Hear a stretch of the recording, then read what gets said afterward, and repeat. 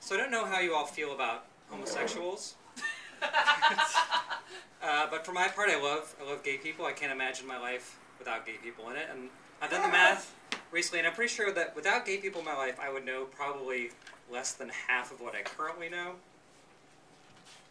And that's because gay people are smart, and things actually happen to gay people, whereas with straight people, especially at a certain point in their lives, everything sort of grinds to a halt. And I know that some of you will, oh, Jesus.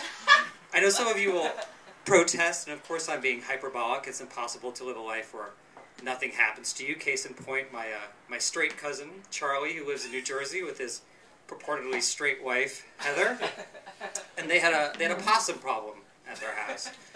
And basically a possum problem is if you live somewhere and a possum lives on your land where you live, that everything the possum does is problematic for you. It's not like the thing's taking your car out for drives while you're sleeping in the middle of the night. It's basically just being a possum. And they had a possum problem. And one day, Heather heard this horrible screeching coming from the backyard, and she ran downstairs, and her dog was attacking the possum. And she eventually got the dog off the possum, but unfortunately she was too late. The possum was dead. It was covered in blood. It wasn't moving. So Heather picked it up with the shovel, put it in a plastic bag, tied it with a twisty tie, and then put the whole thing in a trash can, put a lid on top of the trash can, went upstairs and went to bed. And later that evening, Charlie and Heather, the straight couple, heard more strange noises coming from the backyard. They ran downstairs, turned on the back porch light, just in time to see the very same possum kicking off the lid of the trash can, jumping out, and running into the woods behind the house. And that's a really good story. Heather told me that story, and I was like, Heather, Jesus Christ, that's the best fucking story I've heard in like 6 months. And I think some of you have worked out what happened there, and that's that the possum was doing what possums have been doing ever since they were possums, which is that it was playing possum. Yeah. And if you're straight and you have a story that good, you might as well retire, because it's not going to get much better for you. But as good as that story was, I couldn't help but think later, it really doesn't hold a candle. But isn't it in the same arena as some of the gay stories I hear on a fairly regular basis from my gay friends? For example, maybe you saw that coming.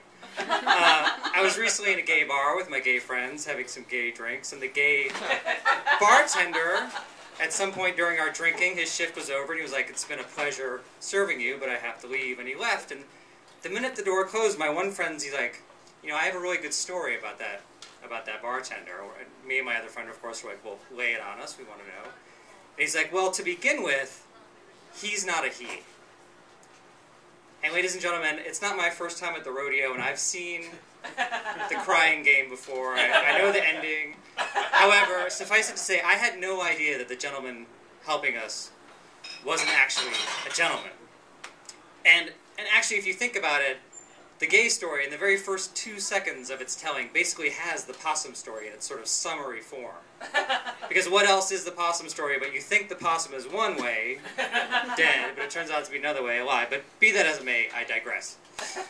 My friend goes on, he's like, he knows the bartender somehow lives in Williamsburg or some other Brooklyn hole.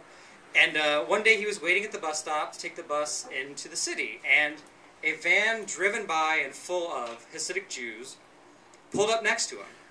And the man at the wheel leaned out of the window, and he's like, "Hey man," to the bartender.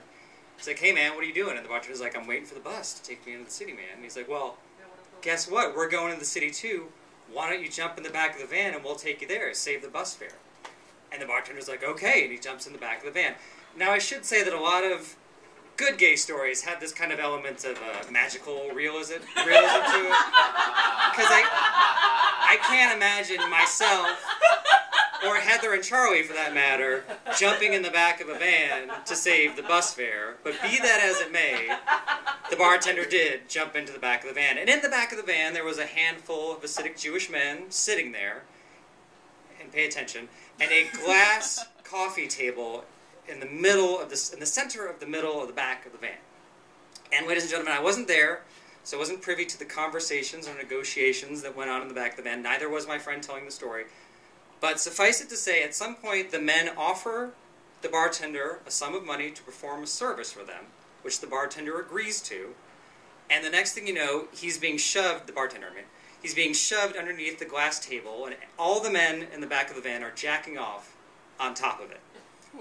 And after, I imagine it's after, but it could have been before or in the middle, but to make it clean, after everyone's done jacking off onto the glass table under which the bartender has been pushed, one of the men pulls down his pants, puts his ass right over the face of the bartender underneath the glass coffee table, and takes a shit on top of the table. And that's basically the end of the story, and I'll let you sit with it for a little. I'll let it kind of ruminate on that for a little bit.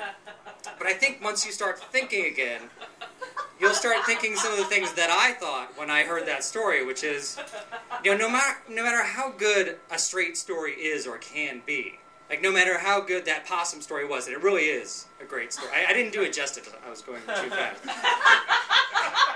There's still a possibility, maybe a slight possibility, but a possibility all the same, that had Charlie not told me that story, I might have heard it from somebody else at some other point in my life, because it is, after all, a possum story, and I guess it happens to a handful of people all the time, not just Charlie. But I can't help but think, had I not gone into that particular bar with that particular friend, with that particular bartender, how would I have ever known that vans full of Hasidic Jewish men drive around Williamsburg looking for men or women who look like men in order to proposition them, in order that they get shoved underneath a glass coffee table that they keep in the back of their van at all times in order that they can jack off and shit on top of it once they've lured their victim inside. And I'll end on this. I think that every really good gay story not only opens your eyes to worlds that you did not know exist before you heard the story, but it also makes you think of things that happen a little bit outside of the frame of that story. For example, when I heard that story that I just told you, I couldn't help but think, what was it like the first time that idea was thrown out there? Like, the first time one of the men said to the other men, I know something good we can do for the 45 minutes or so before we go to temple or wherever it is, because they must be going somewhere to get this big group of married men in a car together. They have to be telling their wives they're going somewhere.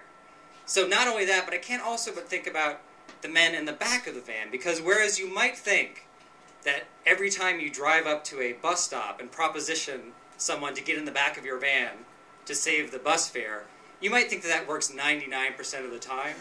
But in fact, it probably doesn't work that often. So I wonder, what is it like to be sitting in the back of the van while you hear the driver go through his spiel, trying to lure the next victim in, knowing it probably isn't going to work? Like, do you look at each other?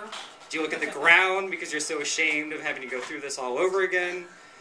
And ladies and gentlemen, I could go on and on, but I really have to go to the bathroom. Thank you for your time. Brian Stamenek.